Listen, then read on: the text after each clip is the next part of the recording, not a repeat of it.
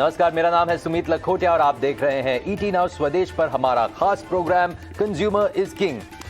अगर आप अपने करियर को नई दिशा देने के लिए कोई प्रोफेशनल कोर्स करना चाहते हैं या आप कोई ऐसा कोर्स खोज रहे हैं जो आप अपने मौजूदा जॉब के साथ कर सकें, तो आज का शो आपके काम का है। क्योंकि हाल ही के दिनों में एक नया ट्रेंड देखने को मिला है और ये ट्रेंड है कोहॉर्ट कोर्सेज का।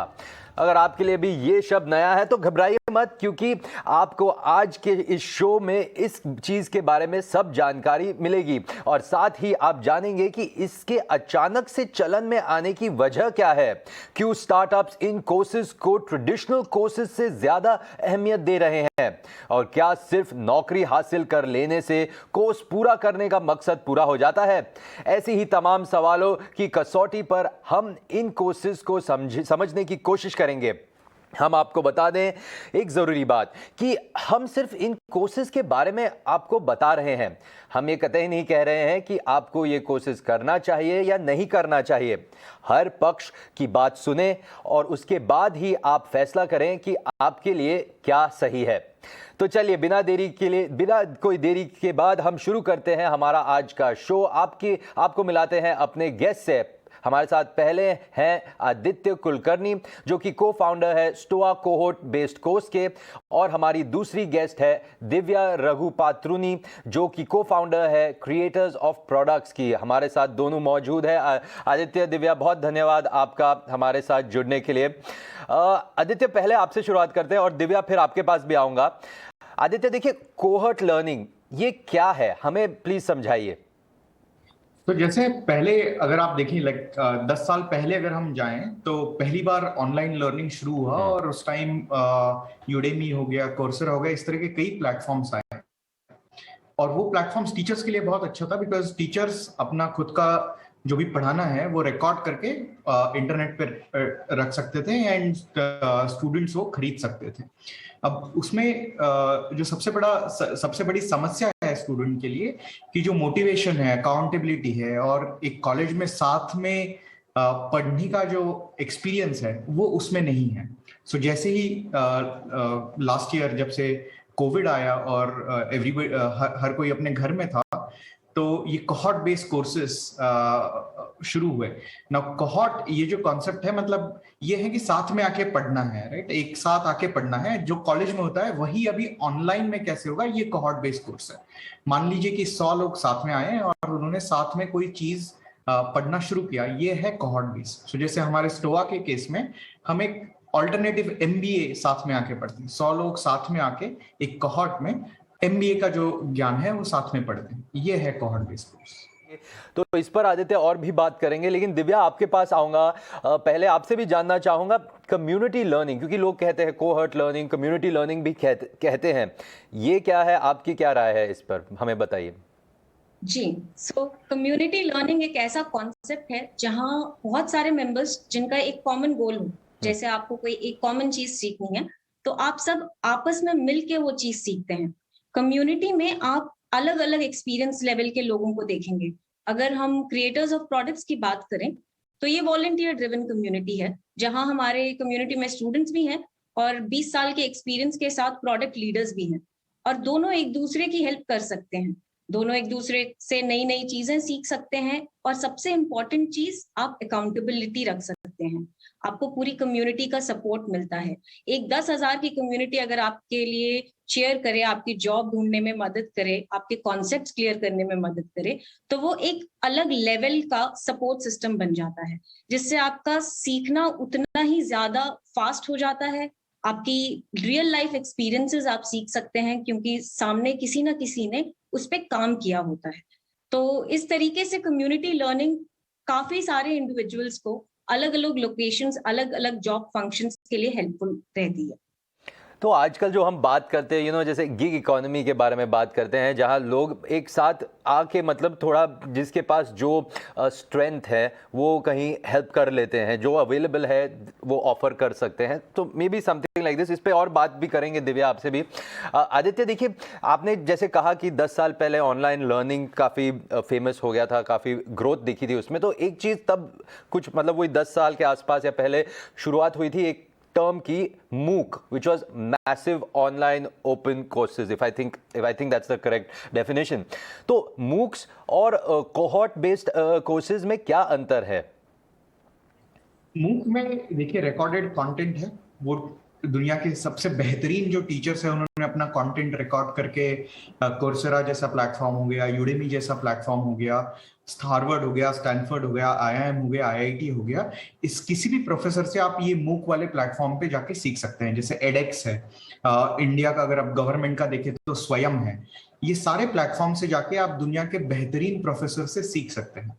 बट वहां पे आप किसी और से मिलने की संभावना या किसी से आपकी दोस्ती बनने का या उनसे सीखने की संभावना बहुत कम है। तो उसमें क्लासरूम तो है बट हॉस्टल नहीं है, राइट? सो ये जो कोहॉर्ट बेस्ड और कम्युनिटी बेस्ड, सो कोहॉर्ट ये है कि वीकेंड पे हमने जूम में आके साथ में एक कक्षा में साथ में पढ़ाई की, और ये जो कम्युनिटी है ये हॉस्टल है। जैसे ये डिस्कॉर्ड चैनल हो गया या स्लैक चैनल हो गया या कई और तरीके के कम्युनिटी प्लेटफॉर्म्स है। सो ये है कि जो पहले के मूक थे वहां पे क्लासरूम तो था बट हॉस्टल नहीं था, वेरएज कोहॉर्ट बेस्ड कोर्सेज में क्लासरूम भी है और हॉस्टल भी है। आप दूसरे लोगों से मिलेंगे भी, आप उनसे दोस्ती भी करेंगे, आप उनसे सीखेंगे भी, ये फर्क है। जी आदित्य, बहुत धन्यवाद। ये बहुत अच्छी तरह से आपने समझाया कि क्लासरूम है और हॉस्टल है। दिव्या, लेकिन एक चीज़ और हो जाती है, जो भी फिलहाल नौकरी ढूंढ रहे हैं, नौकरी के बारे में सोच रहे हैं, या अपने जो आज लाइक वी से अपस्किल, अपने आप को अपस्किल करना चाह रहे हैं, तो उन्हें एक ऑप्शन ये भी है ट्रेडिशनल एमबीएस का। तो उसके सामने आप कम्युनिटी लर्निंग, कोहॉर्ट लर्निंग को कैसे एक्सप्लेन करेंगी, कैसे प्लेस करेंगी कि ये ट्रेडिशनल लर्निंग, ट्रेडिशनल एमबीए है और ये कोहॉर्ट या कम्युनिटी लर्निंग है? बहुत अच्छा सवाल है ये। ट्रेडिशनल लर्निंग की अपनी एक जगह है, ठीक है। मैं ये नहीं बोलूंगी कि कोहोर्ट लर्निंग या कम्युनिटी लर्निंग उसको रिप्लेस कर रहा है।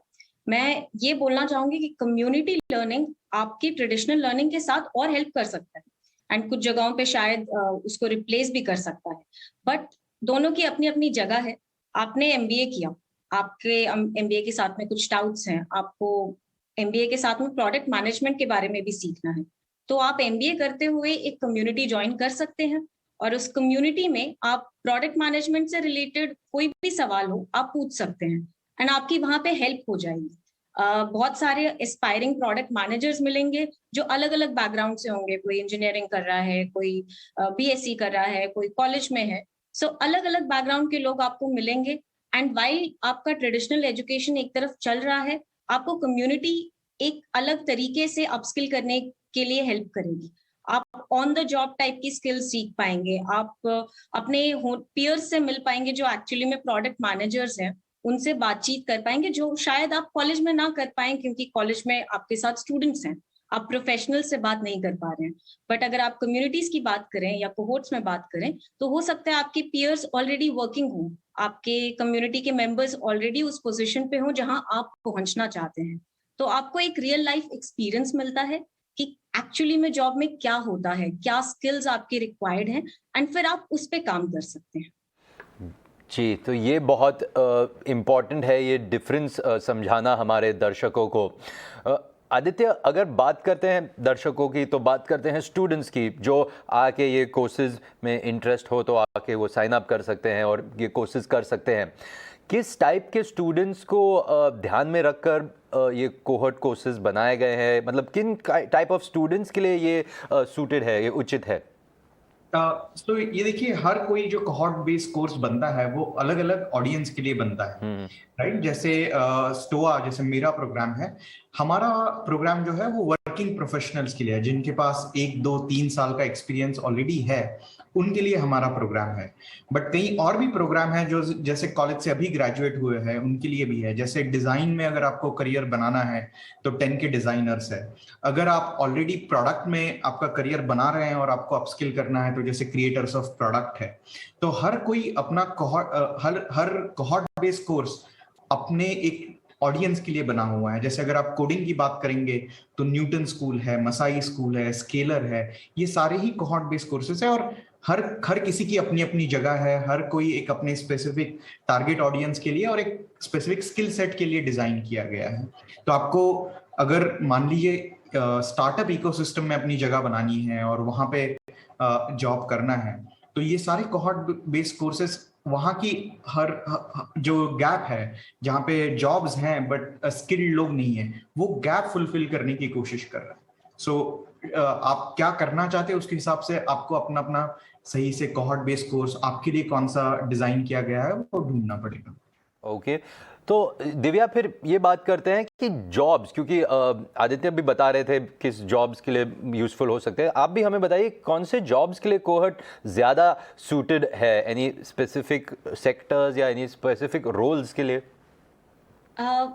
टू बी ऑनेस्ट, आज की डेट में आई थिंक ऐसा हार्डली कोई जॉब रह गया जिसके लिए आप एक कम्युनिटी या कोहोर्ट नहीं ज्वाइन कर सकते हैं। अगर मैं स्पेशली स्टार्टअप इकोसिस्टम की बात करूं तो जैसे आदित्य बोल रहे थे, आप इंजीनियर हैं, डिजाइनर हैं, प्रोडक्ट मैनेजर हैं, मार्केटिंग में हैं, आपके लिए अलग अलग कोहोर्ट्स बने हुए हैं। एंड जितना जैसे टाइम आगे बढ़ता जा रहा है और भी बहुत सारे कोहोर्ट्स आगे निकल के आ रहे हैं। आज की डेट में आपको यूट्यूब क्रिएटर बनना है, उसके लिए भी आपको कोहोर्ट्स अवेलेबल हैं।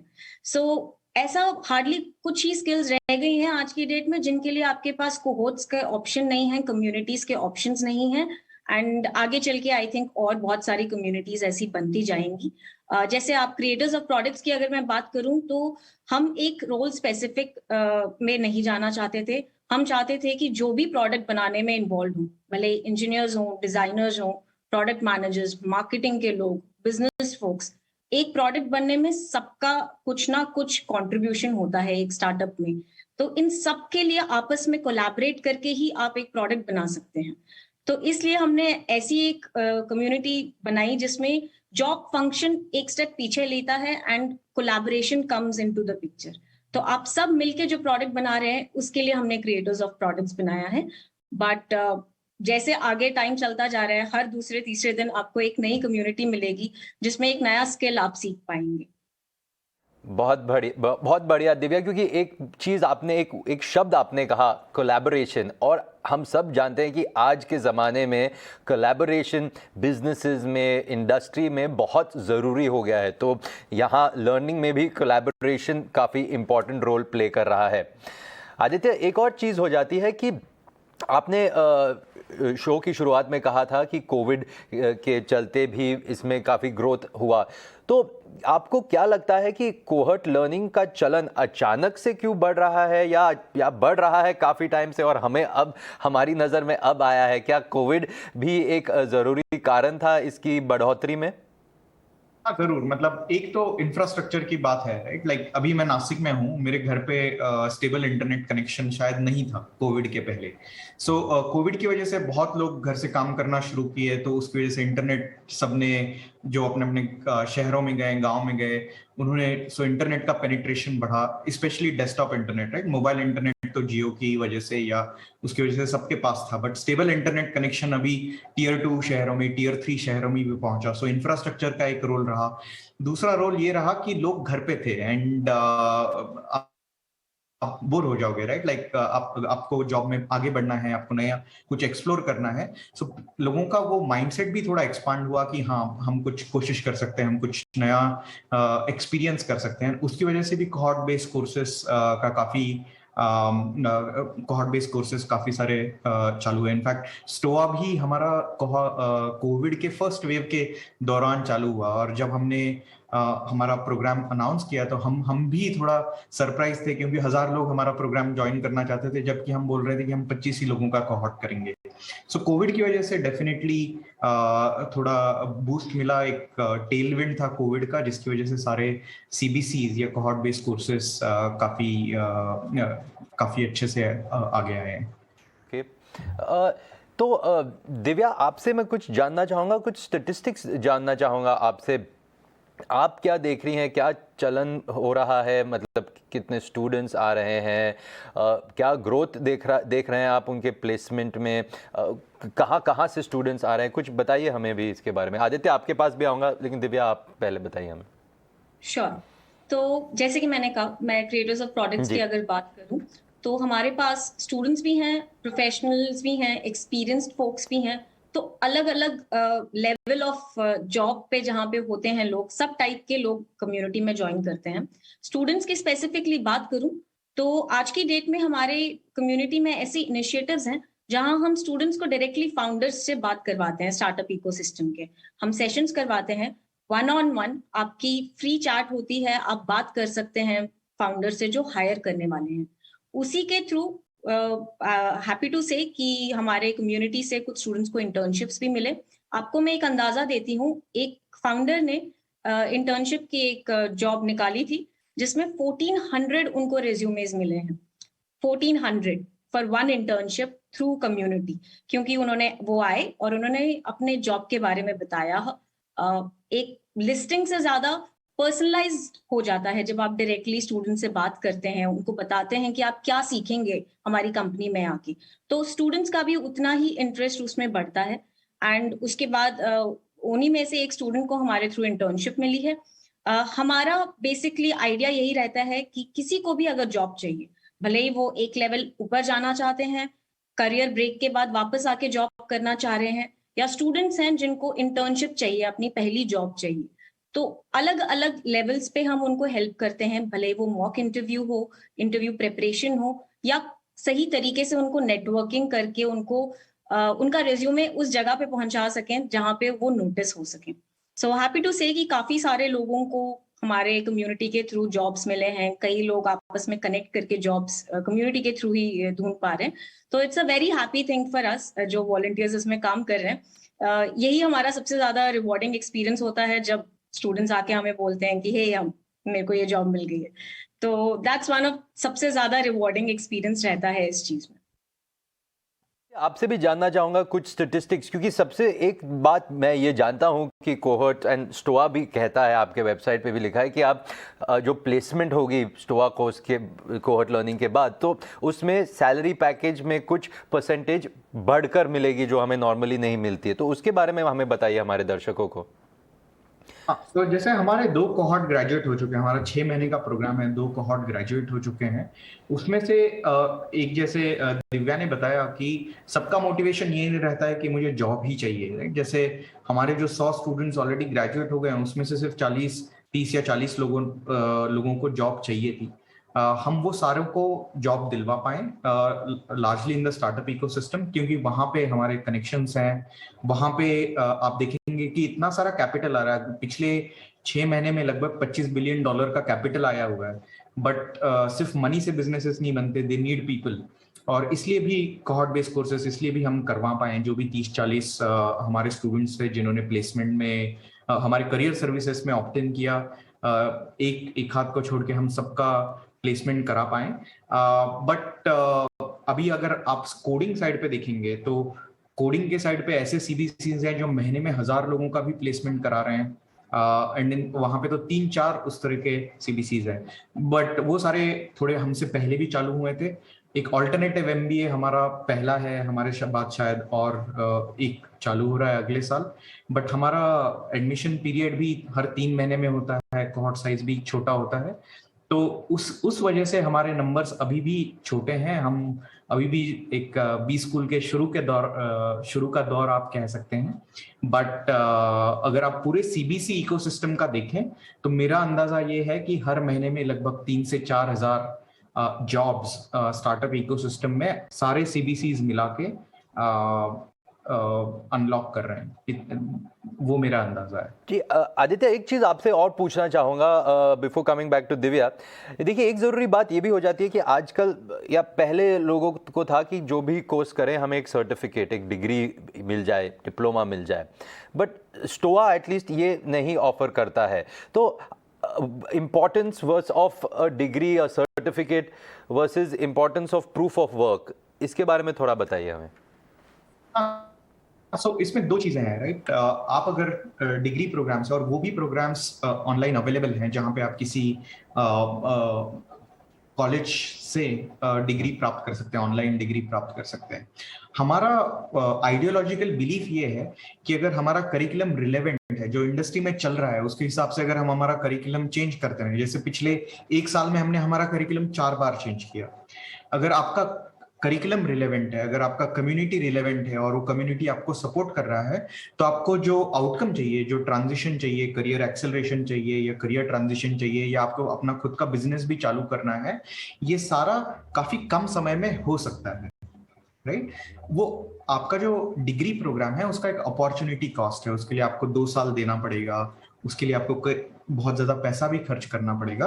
वेयरएज कोहॉर्ट बेस्ड कोर्सेस ये कहते हैं कि ये सारा कम समय में हो सकता है, कम इन्वेस्टमेंट के साथ हो सकता है, और आप जल्दी आपका जो मकाम है वहां तक पहुंच सकते हैं, right? Okay. So proof of work ये क्या है? जैसे अगर कोई भी कोहॉर्ट बेस्ड कोर्स होता है, तो जब भी उनकी लाइव क्लासेस होती हैं या कुछ केसेस होते हैं, तो उनका सारों का फोकस ये रहता है कि रेज्यूमे से आगे जाके मैं इस स्टूडेंट को कैसे कुछ दे पाऊं जो जिसको लेके वो इंटरव्यू में बात कर सकता है। जैसे मैंने कोई प्रोजेक्ट लिया, मैंने मान लो कोई स्विगी का प्रॉब्लम लिया या फ्लिपकार्ट का प्रॉब्लम लिया या उबर का प्रॉब्लम लिया, और उस पे मैंने अपना दिमाग खर्चा किया, मैंने कुछ वो प्रॉब्लम सॉल्व करने का कोशिश किया, और वो प्रोजेक्ट जब मेरे पास है, तो वो प्रोजेक्ट के साथ मैं सामने वाले को जो इंटरव्यू ले रहा है उसको कन्विंस कर सकता हूँ कि मेरे पास स्किल्स है, मैं कॉम्पिटेंट हूँ, बल्कि सेइंग कि मेरे रेज्यूमे पे ये डिग्री है या ये कॉलेज का नाम है।